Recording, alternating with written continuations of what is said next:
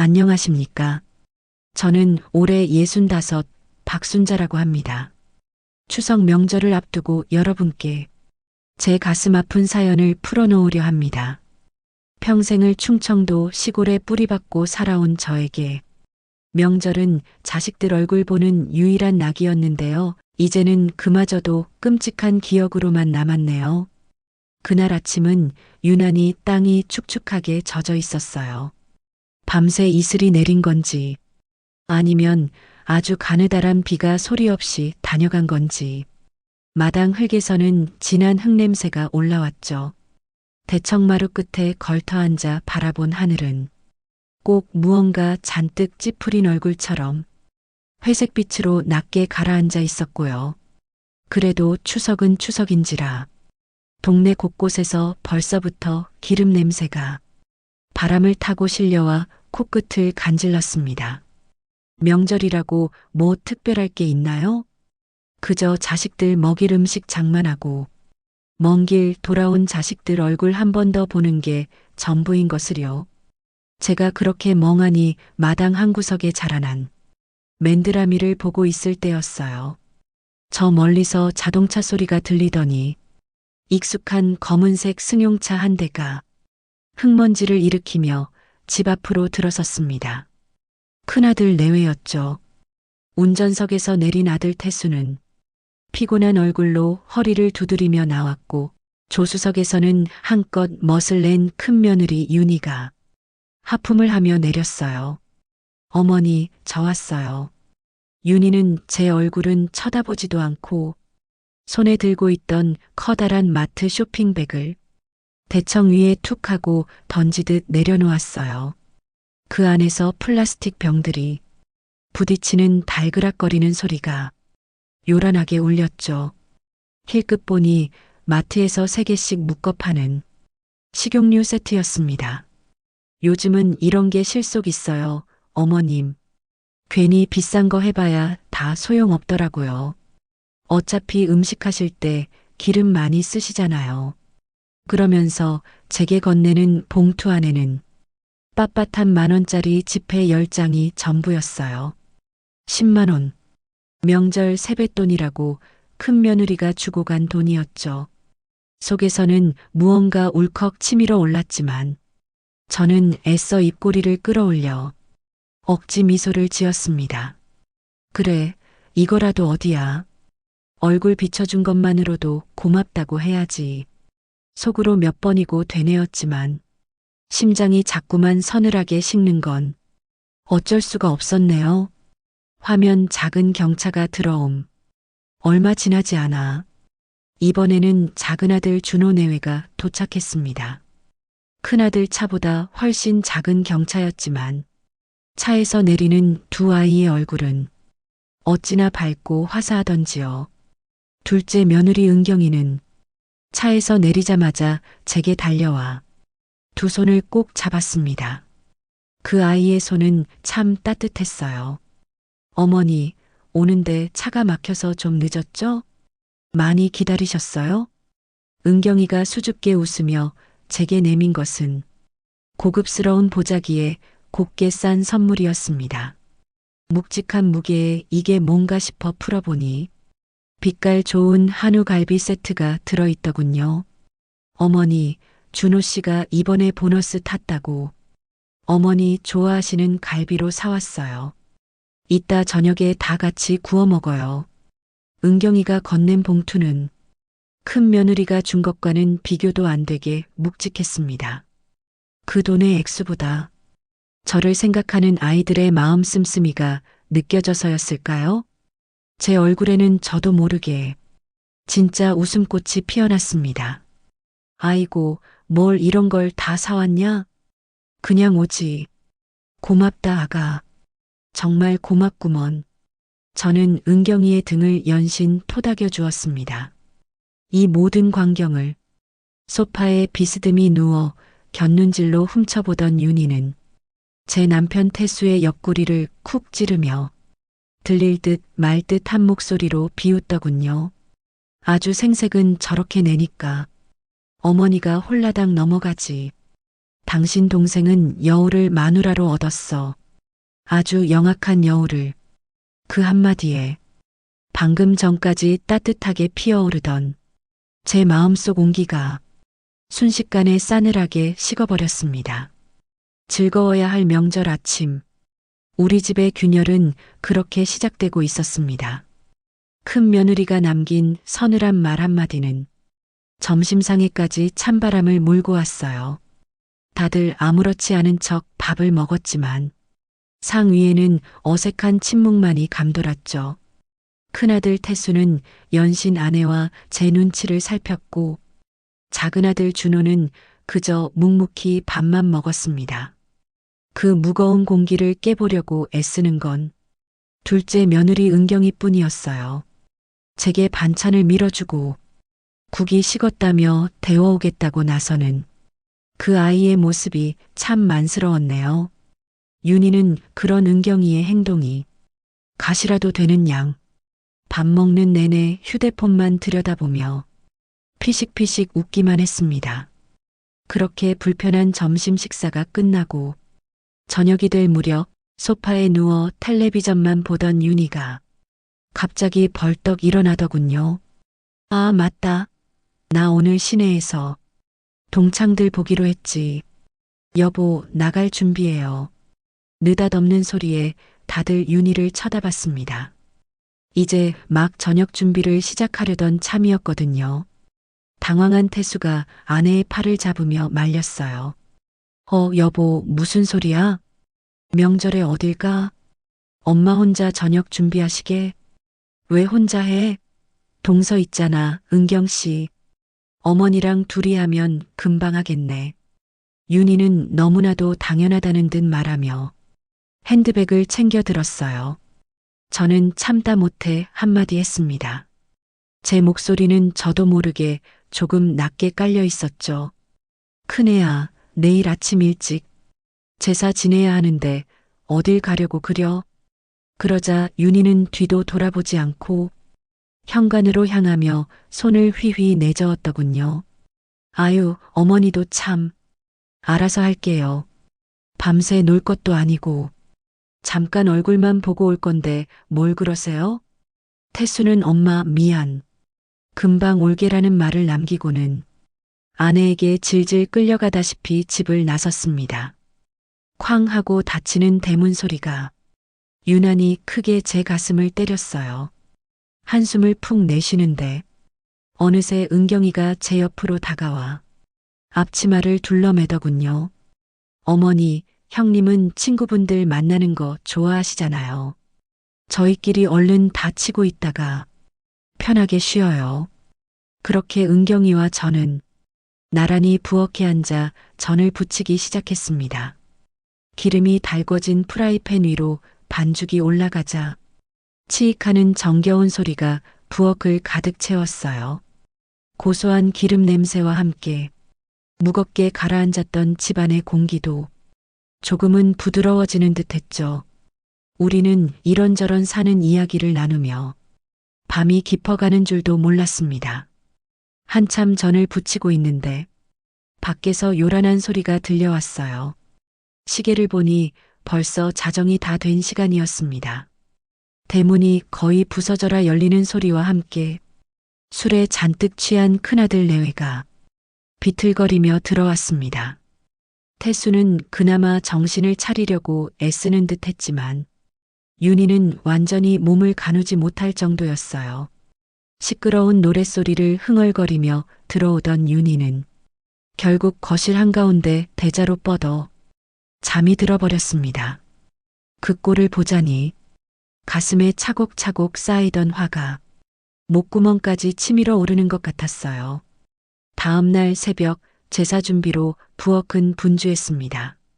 저와 은경이는 밤새 거의 눈을 붙이지 못하고 음식을 만들었죠.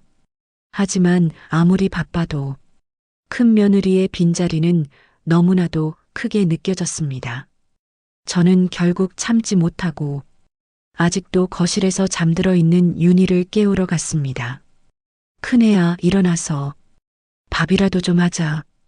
일손이 부족해. 제 목소리에 윤희는 잔뜩 인상을 찌푸리며 머리를 감싸쥐더군요.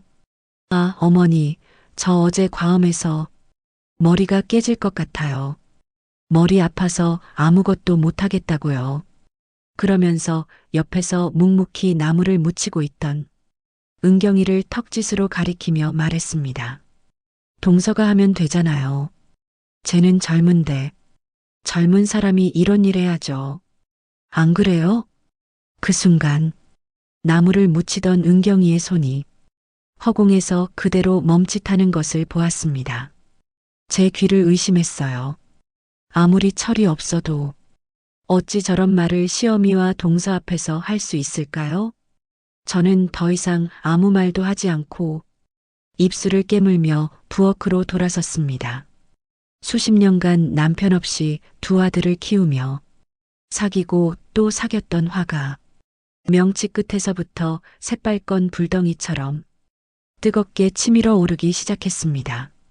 그 아이의 가시 돋친 말에 은경이의 어깨가 작게 떨리는 것을 보았습니다. 늘 씩씩하고 밝던 아이인데 얼마나 큰 상처를 받았을까요? 저는 터져 나오려는 욕지거리를 간신히 삼키고 은경이의 등을 두어 번 토닥여 주었습니다. 괜찮다, 괜찮다. 속으로만 말하면서요. 우리는 그저 묵묵히 남은 제사 음식을 준비할 뿐이었습니다. 부엌에는 더 이상 즐거운 대화 소리도 웃음소리도 들리지 않았어요. 그저 달그락거리는 그릇 소리와 기름 위에서 전이 익어가는 소리만이 불안하게 울려 퍼졌습니다. 드디어 제사 지낼 시간이 되었습니다. 저와 은경이가 밤새 정성껏 마련한 음식들이 상 위에 가득 차려졌죠. 녹그릇을 정갈하게 닦고 과일을 정성스럽게 쌓아 올리는 내내 제 마음은 돌아가신 남편을 향한 그리움과 살아있는 자식에 대한 원망으로 복잡하게 얽혀들었습니다. 먼저 아들 둘이 나란히 서서 절을 올렸습니다. 준호는 깊이 고개를 숙여 오랫동안 예를 갖췄지만 태수는 아내 눈치를 보느라 그런지 허둥지둥 절을 끝마쳤어요. 다음은 며느리들 차례였습니다. 은경이는 소복한 치마를 잘 여미고 바닥에 엎드려 정성껏 절을 올렸습니다. 하지만 윤희는 달랐어요. 무릎만 겨우 굽혔다가 일어서는 그건 절이라고 할 수도 없는 몸짓이었습니다. 그 짧은 순간에도 지겹다는 듯이 연신 한숨을 푹 내쉬더군요. 돌아가신 시아버지를 향한 최소한의 예의도 없는 그 모습에 저는 더 이상 참기가 힘들었습니다. 이 제사가 끝나기만 해봐라. 단단히 벼르게 되었죠. 엄숙해야 할 제사 도중 갑자기 정적을 깨고 꼬르륵 하는 요란한 소리가 울려 퍼졌습니다. 소리의 근원지는 당연히 윤희였습니다. 민망할 법도 한데 윤희는 배를 슬슬 문지르며 아무렇지 않다는 표정이었어요. 그 모습에 태수가 여보, 좀 참지 하고 쏘사겼지만 윤희는 아, 배고픈 걸 어떡하라고 하며 오히려 큰 소리를 쳤습니다. 그 순간 저는 깨달았어요. 저 아이에게는 가족도 조상도 그 어떤 예의 범절도 자기 자신의 불편함보다 중요하지 않다는 것을요. 겨우 제사가 끝나고 온 가족이 제사상에 둘러앉아 음복을 하려던 참이었습니다. 조상의 음덕을 기리며 음식을 나눠 먹는 이 시간만큼은 평화롭게 지나가길 바랐죠. 하지만 그 짧은 평화마저 그 아이는 허락할 생각이 없어 보였습니다. 음복상이 차려지자마자 다들 약속이나 한 듯이 말없이 수저만 들었습니다. 방금 전 윤희의 추태 때문인지 아니면 밤샘 준비로 모두가 지쳐서인지 밥을 씹는 소리마저 버거운 무거운 식사 시간이었어요. 은경이는 제 밥그릇 위에 생선살을 발라 올려주었고 준호는 그런 아내의 그릇에 묵묵히 전을 놓아주었죠. 그나마 그 두 아이 덕분에 삭막한 밥상에 옹기 한 조각이 간신히 돌고 있었습니다. 윤희는 제가 정성껏 부친 전은 쳐다보지도 않고 상 위에 놓인 과일만 깨작거리고 있었어요. 바로 그때였습니다. 그 정막을 깨고 요란한 유행가 벨소리가 집안을 흔들었습니다. 윤희의 휴대폰이었죠. 보통 이런 자리에서는 전화를 받지 않거나 받더라도 자리를 피하는 게 예의인데 윤희는 조금의 망설임도 없이 전화를 받더군요. 그것도 온 가족이 들으라는 듯이 스피커폰으로 통화를 시작했습니다. 엄마, 우리 지금 막 끝났어. 아우, 지긋지긋해. 여긴 언제 와도 답답하고 재미없다니까. 금방 갈게. 맛있는 거 해놔. 여기 음식은 늙어서 입에도 안 맞겠어. 제 두 귀를 의심했습니다. 시댁 식구들이 모두 모여 조상님께 올렸던 음식을 먹고 있는 바로 그 자리에서 이 집이 지긋지긋하다느니 음식이 늙어서 못 먹겠다느니 제 평생 이렇게 무례하고 경우 없는 행동은 본 적이 없었습니다. 큰아들 태수가 당황해서 여보 전화하며 윤희의 팔을 쳤지만 윤희는 그 손을 쳐내며 통화를 계속했습니다. 준호의 얼굴은 새빨개지게 달아올랐고 은경이의 얼굴은 새하얗게 질려 금방이라도 울음이 터질 것만 같았어요. 제 손에 들린 숟가락이 부들부들 떨렸지만 저는 가까스로 분노를 억눌렀습니다. 돌아가신 남편 앞에서 피바람을 일으키고 싶지는 않았기 때문입니다. 요란한 통화를 마친 윤희는 보란듯이 의자를 드르륵 끌며 일어나 짐을 챙기기 시작했습니다. 이제 정말 자기 집으로 돌아갈 채비를 하는 것이었죠. 그때 부엌 한편에서 은경이가 남은 전과 잡채를 반찬통에 살뜰하게 담고 있는 모습이 윤희의 눈에 들어왔습니다. 명절이 끝나면 자식들 손에 남은 음식을 싸주는 것은 오랜 세월 이 집의 관례와도 같은 것이었는데 윤희의 눈에는 그 모습이 안이 꼽게 보였던 모양입니다. 윤희의 눈이 매섭게 빛나더니 이내 그 아이의 찬 목소리가 거실 전체를 쟁하게 울렸습니다. 세상에 그걸 다 싸가게? 동서한테는 명절 음식 해먹을 돈도 없어? 우리 도련님이 저렇게 능력이 없었나? 아이고 딱하기도 해라. 거기서 그쳤으면 좋았을걸. 윤희는 아예 쐐기를 박더군요.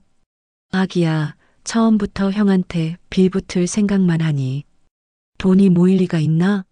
안 그래?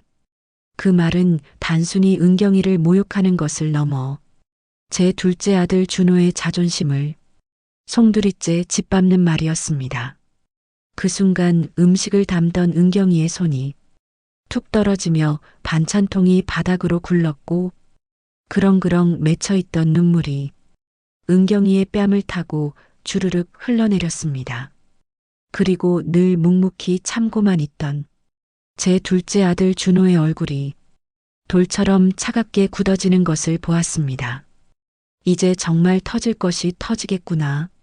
직감할 수 있었습니다. 바닥에 흩어진 전 조각들을 내려다보며 은경이가 소리 없이 어깨를 들썩였습니다. 그 간절한 어깨를 제 둘째 아들 준호가 가만히 감싸 안더군요. 그리고는 천천히 자리에서 일어났습니다.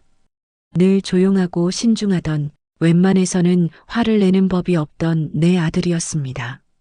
준호는 불타는 듯한 눈으로 제 형수를 아니 황윤이라는 여자를 똑바로 쳐다보며 말했습니다.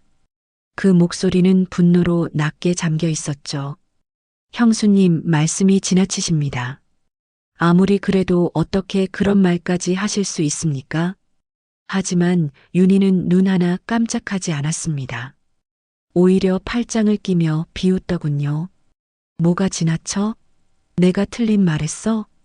사실을 말한 것뿐인데 젊은 것들이 제시도 나사 계속 편집 노력할 생각은 안 하고 맨날 어떻게 하면 편하게 살까 그 궁리만 하니까 평생 그 모양 그 꼴인 거야. 형수님, 준호가 버럭 소리를 지르며 한 걸음 다가서는 순간 큰아들 태수가 동생 앞을 막아섰습니다.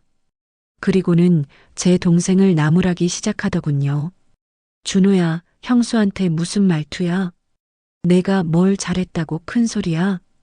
그러고는 제 아내를 감싸고 돌며 이 모든 사태를 슬쩍 무마하려 들었습니다. 저를 돌아보면서요. 엄마, 윤희도 나쁜 뜻으로 한 말은 아니에요. 그냥 동생 내외 잘 되라고 걱정돼서 한 소리지. 그치, 여보. 자식이라는 작자가 제 어미 앞에서 제 동생과 동서가 모욕당하는 것을 뻔히 보고도 마누라 편을 드는 바로 그 순간이었습니다. 제 머릿속에서 무언가 툭 하고 끊어지는 소리가 들렸습니다. 수십 년간 꾹꾹 눌러왔던 인내심의 끈이 홍수에 쓸려나가는 둑처럼 힘없이 끊어져 버렸습니다. 꽝! 제가 상을 주먹으로 내리치는 소리에 온 집안이 얼어붙었습니다. 제사상 위에 놓여있던 녹그릇들이 요란한 소리를 내며 나뒹굴었고 바닥으로 탕국이 쏟아져 내렸습니다. 모두의 심장이 내려앉은 듯 집안에는 숨막히는 정적만이 흘렀습니다. 태수의 입, 윤희의 입이 모두 제게 고정되었습니다. 제 입에서 나온 것은 더 이상 구수하고 느릿한 충청도 사투리가 아니었습니다. 얼음장처럼 차갑고 서슬퍼런 말이었습니다. 나쁜 뜻? 저는 태수를 똑바로 쳐다보며 말했습니다. 내 눈에는 저게 나쁜 뜻이 없는 행동으로 보이느냐? 이놈아, 엄마. 그래, 내 애비의 첫째 산날. 다들 슬픔에 잠겨 있을 때 몸이 아프다는 핑계로 백화점 세일 구경 갔던 것도 나쁜 뜻이 아니었겠지. 제 말에 태수의 얼굴이 하얗게 질렸습니다. 저는 시선을 돌려 이번에는 윤희를 노려보았습니다. 작은 애가 어렵게 처자의를 가졌을 때 축하한다는 말 한마디 없이 유산이나 해버리라고 저주를 퍼붓던 것도 물론 나쁜 뜻이 아니었고 윤희의 얼굴에서 웃음기가 완전히 사라졌습니다. 당황한 기색이 역력했죠. 수십 년을 두건에 가뒀던 시커먼 물이 마침내 터져나오기 시작한 것이었습니다. 저는 그 자리에 얼어붙은 윤희를 향해 한 걸음 다가섰습니다. 평생을 굽히고 살았던 허리를 꼿꼿이 세우고 그 아이의 눈을 똑바로 마주 보았죠. 어디 그것뿐인 줄 아느냐? 내가 이 집안 대소사를 치를 때마다 너는 돈이 없다, 바쁘다 핑계를 대며 단 한 번도 거둔 적이 없었지. 그러면서 내가 허리 휘도록 농사 지어번 돈, 너희들 아파트 산다고, 차 바꾼다고, 명품 가방 산다고 할 때는 어찌 그리도 살갑게 굴었더냐? 제 목소리는 조용했지만 그 어떤 고함보다도 날카롭게 거실을 갈랐습니다. 이 늙은 어미가 해주는 밥은 촌스럽고 입맛에 안 맞고 내 어미가 해주는 밥은 그래도 맛있더냐? 명절이라고 찾아와서는 일손 하나 돕기는커녕 내 마음을 이리도 갈기갈기 찢어놓고 가는 게 내가 말하는 며느리의 도리더냐? 윤희는 뭐라고 대꾸하려는지 입술을 달싹였지만 끝내 아무 말도 하지 못했습니다. 그 아이의 얼굴은 이제 하얗다 못해 파랗게 질려 있었어요. 저는 마지막으로 제 큰아들 태수를 돌아보았습니다. 실망감과 배신감에 심장이 조각나는 것 같았습니다. 내 놈은 장남이라는 놈이 애비 없는 자식 소리 안 듣게 하려고 내가 밥 팔고 논 팔아 대학까지 가르쳤거늘 이제 와서는 마누라 치마폭에 쌓여서 어느 게 옳고 그른지도 구분 못하는 등신이 되어버렸어. 내가 그러고도 내 아들이냐? 내 아빠를 볼 낯이 있느냐? 이놈아, 엄마, 제발 그만하세요. 제가 잘못했어요. 태수가 무릎이라도 꿇을 듯이 빌었지만 이미 엎질러진 물이었습니다. 제 마음은 이미 정해졌으니까요. 저는 더 이상 아무 말도 하지 않았습니다.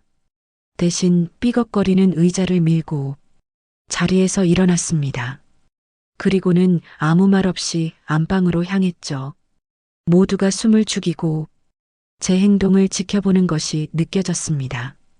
저는 안방 가장 깊숙한 곳에 자리한 낡은 자개장롱 문을 열었습니다.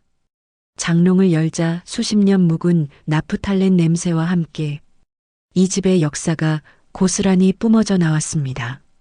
저는 입던 옷더미를 헤치고 장롱 가장 깊은 곳에 손을 뻗었습니다. 손끝에 묵직하고 익숙한 감촉이 닿았어요. 제 손에 들려 나온 것은 빛바랜 보라색 보자기에 곱게 쌓인 묵직한 꾸러미였습니다. 그것을 들고 다시 마루로 나왔을 때 가족들의 시선은 모두 제 손에 들린 보자기 꾸러미에 꽂혀 있었습니다. 그 안에는 무엇이 들어있는지 아마 아무도 짐작조차 하지 못했을 겁니다. 하지만 그 보자기 안에는 제 평생의 피와 땀, 그리고 먼저 세상을 떠난 제 남편의 목숨값이 고스란히 담겨 있었습니다. 이제 이 모든 것을 끝낼 시간이었습니다. 저는 보자기 꾸러미를 들고 마루 한가운데 아까 제가 내리쳤던 바로 그 밥상 앞에 섰습니다. 제 손길을 기다리는 낡은 보자기 매듭은 마치 수십 년간 얽히고 설킨 우리 가족의 한을 담고 있는 듯 단단하게 묶여 있었죠. 저는 천천히 하지만 단호한 손길로 그 매듭을 풀었습니다. 보자기가 스르륵 풀리자 그 안에서 모습을 드러낸 것은 돈이나 금부치가 아니었습니다. 누렇게 바래고 모서리는 다 닳아 너덜너덜해진 낡은 종이 뭉치들이었죠. 윤희의 얼굴에 스쳤던 아주 잠깐의 기대감이 경멸과 실망으로 바뀌는 것을 똑똑히 보았습니다. 하지만 그 종이 뭉치들은 제게 이 세상 그 어떤 보물보다도 소중한 것들이었습니다. 이 집의 집문서, 그리고 돌아가신 남편과 제가 평생을 바쳐 일군 농가 밭의 땅 문서들이었으니까요. 저는 흩어진 문서들을 하나로 모았습니다. 제 손이 아주 미세하게 떨리고 있었지만 그건 결코 약해서가 아니었습니다. 제 인생 전체의 무게를 감당해야 하는 비장함 때문이었죠. 저는 그 문서 뭉치를 들고 여전히 울고 있는 둘째 며느리 은경이에게로 다가갔습니다. 아이는 저를 보며 겁먹은 눈으로 뒷걸음질 치려 했습니다. 어머니, 왜 그러세요? 저는 아무 말 없이 은경이의 두 손을 잡았습니다. 그리고 그 작고 여린 손 위로 제 인생이 고스란히 담긴 문서 뭉치를 전부 올려주었습니다. 생각보다 묵직한 무게에 은경이의 팔이 아래로 휘청거렸습니다. 저는 그 아이의 손을 제 두 손으로 꽉 감싸쥐고 제 인생을 건 마지막 선언을 했습니다. 제 목소리는 조금도 떨리지 않았습니다. 이 집, 이 땅, 내 평생과 내 시아버지 목숨값이다. 저는 잠시 숨을 고른 뒤 온 가족이 들을 수 있도록 똑똑히 말했습니다. 오늘부로 전부 작은 아들과 내 것이다. 그 순간 집안의 모든 공기가 그대로 얼어붙었습니다. 은경이는 손에 들린 것이 무엇인지 깨닫고는 불덩이라도 잡은 듯 화들짝 놀라며 그것을 제게 돌려주려 했습니다. 어머니, 제가 어떻게 이건 안 돼요. 어머니, 이러시면 안 돼요. 아가, 그동안 맘고생 많았다. 이제부터는 내가 이 집의 안주인이다. 이 늙은이 죽을 때까지 이 재산을 잘 지켜서 준호랑 행복하게 살아라. 이건 내 마지막 유언이다. 준호는 망연자실한 표정으로 저와 제 아내를 번갈아 쳐다보았고 큰아들 태수는 그 자리에 주저앉아 얼굴을 감싸쥐었습니다.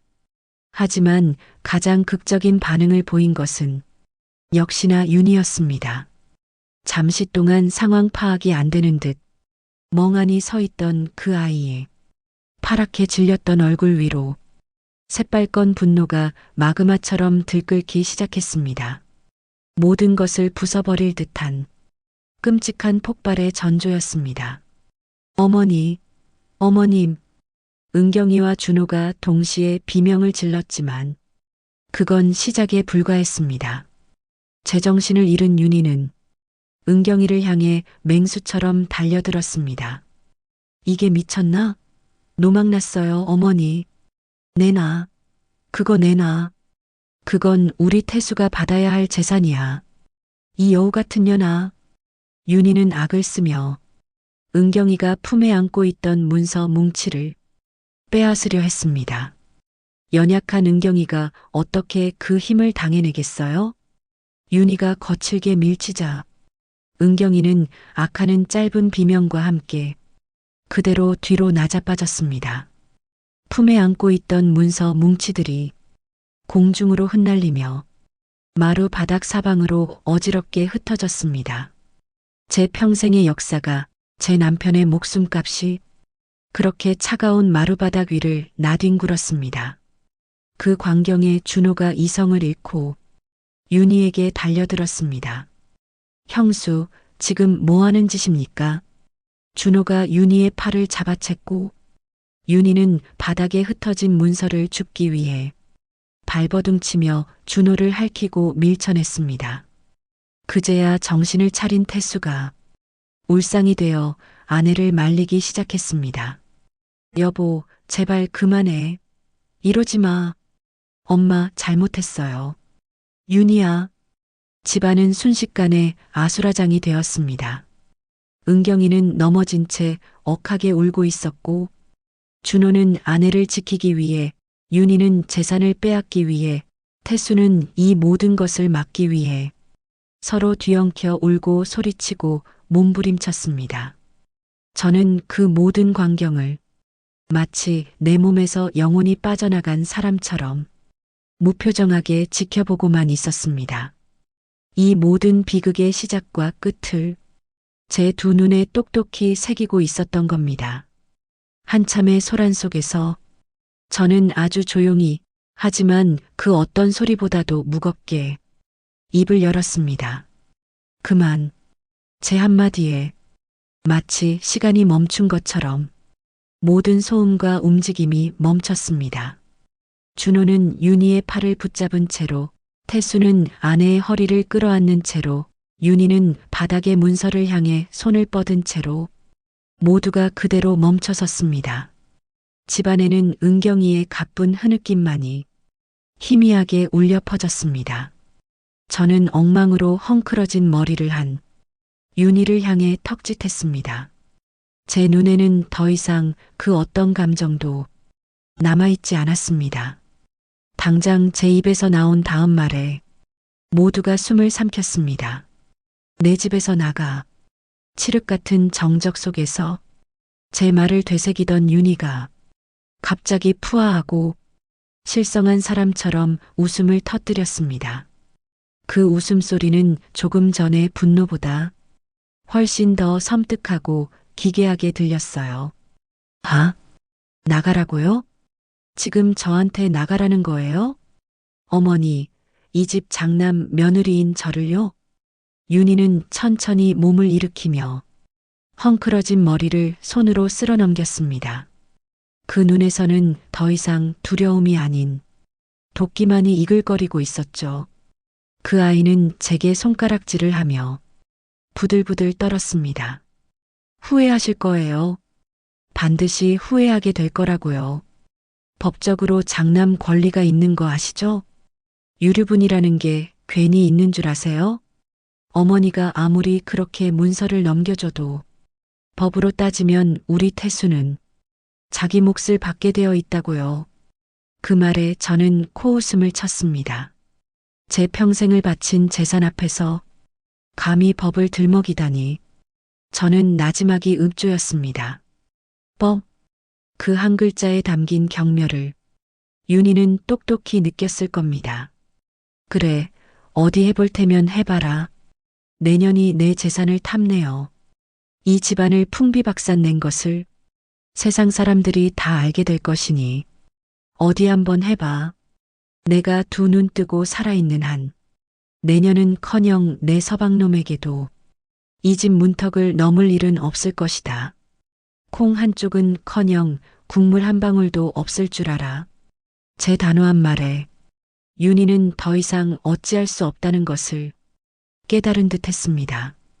그 아이의 얼굴이 분노와 수치심으로 일그러지더니 결국 고래고래 악을 쓰며 제 남편의 팔을 잡아 끌기 시작했습니다.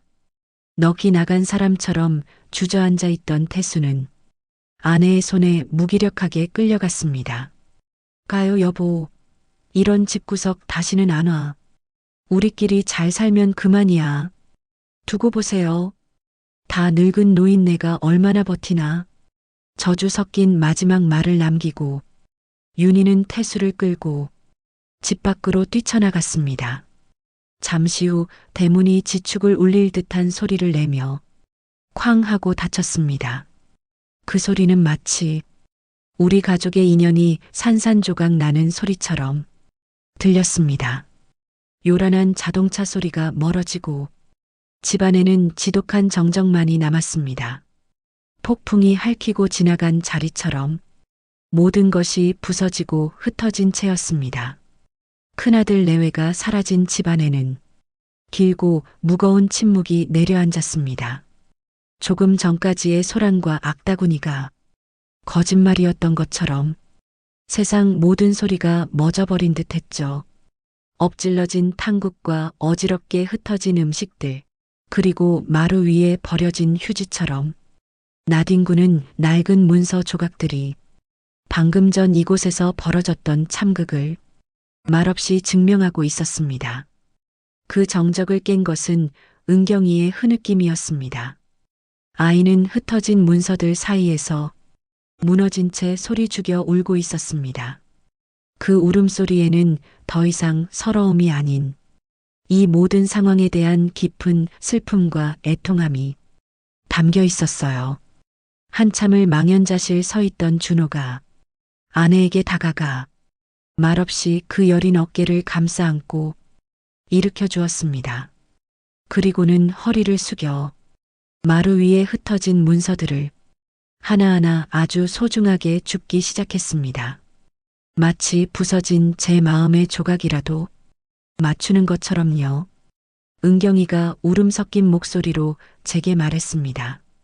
어머니, 저희 때문에 일이 이렇게 돼서 정말 죄송해요. 저는 천천히 고개를 저었습니다. 제 목소리는 여전히 잠겨 있었지만 아까와 같은 서슬 퍼런 기운은 사라져 있었습니다. 너희들 때문이 아니다. 골물대로 골문 상처가 오늘 터진 것뿐이야. 그러니 그런 생각 말거라. 저는 더 이상 그 참혹한 광경을 보고 싶지 않아. 천천히 몸을 돌려 대청마루 끝으로 걸어나갔습니다. 화면 황금빛 논을 바라보는 순자, 텅 빈 마당 너머로 제가 평생을 바쳐 일군 논이 보였습니다. 추석을 맞아 황금빛으로 물든 벼들이 오후의 햇살을 받아 눈부시게 일렁이고 있었죠. 조금 전 집안에서 벌어졌던 아수라장과는 아무 상관없다는 듯이 자연은 그저 제자리에서 묵묵히 자신의 소임을 다하고 있었습니다. 평생을 밭을 갈고 논을 심으며 두 아들 입에 밥 들어가는 것만 봐도 행복했습니다. 저 황금빛 들판은 제 자부심이자 제 인생 그 자체였죠. 그런데 오늘 저는 제 인생의 절반을 제 손으로 잘라냈습니다. 속이 시원해야 하는데 어찌된 일인지 가슴 한구석이 뻥 뚫린 것처럼 서늘하고 아파왔습니다. 평생을 바친 모든 것이 산산조각 난 바로 그 자리에서 저는 그저 무표정하게 황금빛 논을 바라볼 뿐이었습니다. 제가 과연 잘한 걸까요? 아니면 아무리 자식이 잘못했어도 혈육의 정을 끊어낸 제가 너무 모질었던 걸까요? 정의는 실현됐지만 그 대가로 제시도 나사 계속 편집 가족이 산산조각 났고 이제 늙은 어미는 너무 늦었나 하는 아쉬움과 이제야 인정받는구나 하는 안도감 사이에서 복잡한 감정을 안고 황혼을 맞이합니다. 뒤에서 은경이와 준호가 조용히 문서들을 정리하는 소리가 들렸습니다. 그 아이들은 제게 다가와 말없이 제 옆에 섰습니다. 은경이가 제 손을 꼭 잡았어요. 그 작고 따뜻한 손이 제 차가워진 손을 감쌌습니다. 어머니, 괜찮으세요? 저는 고개를 끄덕였습니다. 대답 대신 그저 고개만 끄덕였어요. 해가 서산으로 넘어가고 있었습니다. 추석 명절의 마지막 해가 저 멀리 산 너머로 붉게 물들며 하루를 마감하고 있었죠. 동네 여기저기서 저녁 짓는 연기가 피어오르고 있었고 명절을 마치고 돌아가는 차들에 불빛이 하나둘 언덕길을 올라가고 있었습니다. 모두가 평범한 명절을 보내고 집으로 돌아가고 있을 때 저희 집만 이렇게 돌이킬 수 없는 강을 건너버린 것 같았습니다. 저는 준호와 은경이를 돌아보았습니다. 너희 둘 내일부터 이 집과 땅을 잘 지켜야 한다. 내 아버지와 내가 평생을 바쳐 일군 것이니까. 어머니, 괜찮다. 내 맘은 정해졌다. 후회는 없어. 하지만 제 목소리에는 확신보다는 쓸쓸함이 더 묻어났습니다. 여러분, 이것이 제 이야기입니다. 평생을 가족을 위해 헌신하며 살아온 한 여자의 마지막 선택이었습니다. 혹자는 제가 너무 모질었다고 말할지도 모릅니다. 혹자는 제가 잘했다고 박수를 쳐주실지도 모릅니다. 하지만 저는 여러분께 묻고 싶습니다. 이런 상황에서 여러분이라면 어떤 선택을 하셨을 것 같으신가요? 며느리의 끝없는 무례와 모욕을 그저 참고 넘겼을까요? 아니면 저처럼 마지막 한 방을 날렸을까요? 그리고 그 선택의 끝에서 과연 속이 시원했을까요? 아니면 저처럼 가슴 한구석이 텅 빈 것처럼 서늘하고 아팠을까요? 밤이 깊어가고 있습니다. 준호와 은경이는 어지럽혀진 집안을 정리하고 있고 저는 이렇게 대청마루 끝에 앉아 별이 총총한 하늘을 올려다보고 있습니다. 저 별들은 수백 년, 수천 년을 저 자리에서 우리를 내려다보고 있었겠죠. 우리 인간들의 하찮은 다툼과 갈등도 저 별들 눈에는 먼지만도 못한 일일 겁니다. 그래도 저에게는 이것이 제 전부였고 오늘 그 전부를 제 손으로 쪼개버렸습니다. 잘한 걸까요? 아니면 잘못한 걸까요? 저는 아직도 모르겠습니다. 끝까지 시청해 주셔서 감사합니다. 이 이야기가 여러분의 가족을 돌아보는 계기가 되었으면 합니다. 혹시 여러분의 가족 안에도 이렇게 골마가는 상처가 있지는 않은지, 누군가의 희생을 당연하게 여기고 있지는 않은지, 가족이라는 이름으로 누군가에게 상처를 주고 있지는 않은지, 가족은 피로 맺어진 인연이지만 그 인연을 지키는 것은 서로에 대한 배려와 존중입니다. 댓글로 여러분의 생각을 들려주세요. 제가 잘한 걸까요? 아니면 너무 모질었던 걸까요? 구독과 좋아요는 이런 이야기를 계속 전할 수 있는 힘이 됩니다. 감사합니다. 모두 건강하시고 가족과 화목한 시간 보내시길 바랍니다.